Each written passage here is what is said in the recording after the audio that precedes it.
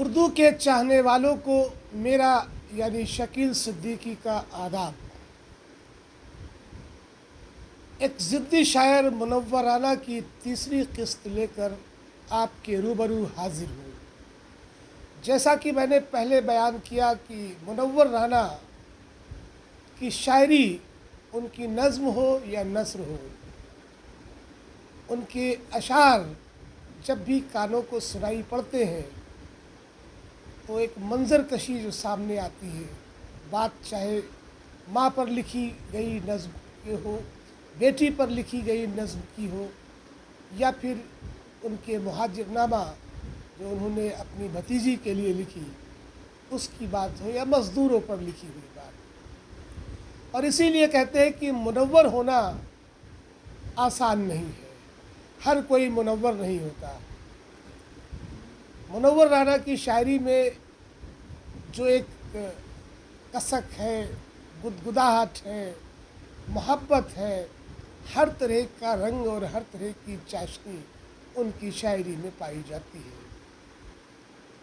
اور میں نے پہلے ہی کہا کہ منور رانا کی شاعری کا سب سے اہم پہلو جو ہے، جو خاص بات ہے، وہ عام فہم کی بول چال، یعنی ہر کسی کے سمجھ میں آنے والی زبان۔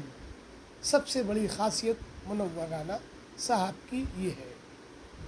ان کی بول چال ایسی ہے، ان کی شاعری ایسی ہے جو ہر انسان کو، وہ پڑھا لکھا ہو یا نہ پڑھا لکھا ہو، سبھی کے سمجھ میں آ جاتی ہے۔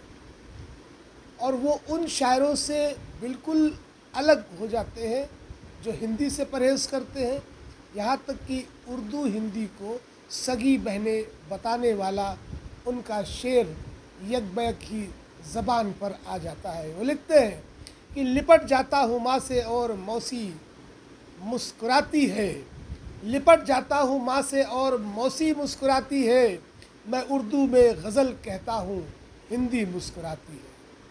اس شعر سے آپ اندازہ لگا سکتے ہیں کہ منور رانا صاحب کا جتنا لگاؤ اردو سے تھا اتنا ہی کہیں ہندی سے بھی رہا۔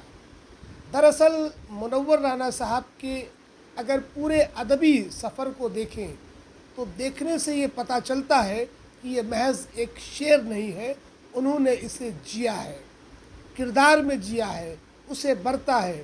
اور اسی لیے وہ کہتے ہیں کہ بہت دنوں سے تمہیں دیکھا نہیں ہے، یہ آنکھوں کے لیے اچھا نہیں ہے۔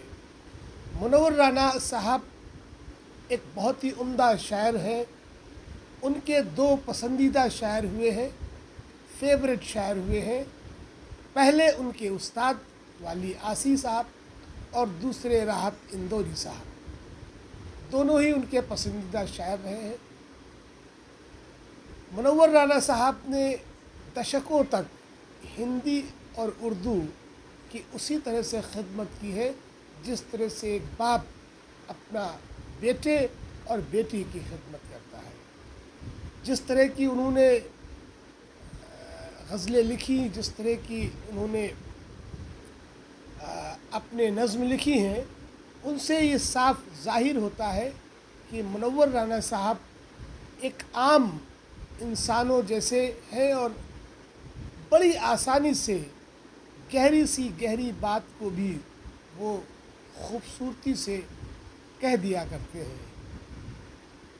گاؤں کی بات ہو، شہر کی بات ہو، ہر ایک انداز انہوں نے بیان کیا۔ اور اس شعر سے آپ سمجھ سکتے ہیں، کہتے ہیں کہ ایسا لگتا ہے جیسے ختم میلہ ہو گیا، اڑ گئی آنگن سے چڑیا، گھر اکیلا ہو گیا۔ بیٹی کے لیے یہ شعر منور رانا صاحب نے جو لکھا کہ بیٹیاں کتنی عزیز ہوتی ہیں باپ کے لیے، ماں باپ کے لیے، گھر والوں کے لیے۔ اور انہوں نے اپنی بھتیجی کے بڑے ہونے کا ذکر جس طرح سے مہاجر نامہ میں کیا، وہ اپنے آپ میں ایک بہت ہی کہہ سکتے ہیں کہ ایک خاص لمحے رہے ہوں گے، بہت ہی ایک ونڈرفل رائٹنگ ہم اسے کہہ سکتے ہیں۔ دنیا بھر میں کچھ ہی ایسے ادیب ہوئے ہیں، کچھ ہی ایسے شاعر ہوئے ہیں جنہوں نے اس طرح سے بیٹیوں پر اور ان کی خوبصورتی پر لکھا ہے. اگر ہم یہ کہیں کہ نرالا اور ولیم ورڈسورتھ کے بعد اگر کوئی ایسا شاعر ہوا ہے تو وہ منور رانا صاحب ہے، جنہوں نے بڑی ہی سادگی سے اپنی بھتیجی کے بڑے ہونے کا ذکر کیا ہے. اور وہ شعر بھی عرض کرتا ہوں. وہ لکھتے ہیں کہ بھتیجی اب سلیقے سے دوپٹہ اوڑھتی ہوگی، بھتیجی اب سلیقے سے دوپٹہ اوڑھتی ہوگی، وہی جھولے میں جس کو ہمکتا چھوڑ آئے ہیں، اور غریبی سے اٹھ کر اپنے کاروبار کے ذریعے اپنے گھر کے لوگوں کے لیے اپنے خاندان کو مضبوطی دینے والے منور رانا صاحب کی شاعری یہیں تک نہیں محدود رہی. انہوں نے غریب مزدوروں کے حق میں بھی لکھا ہے. وہ لکھتے ہیں کہ سو جاتے ہیں فٹ پاتھ پر اخبار بچھا کر، مزدور کبھی نیند کی گولی نہیں لیتے.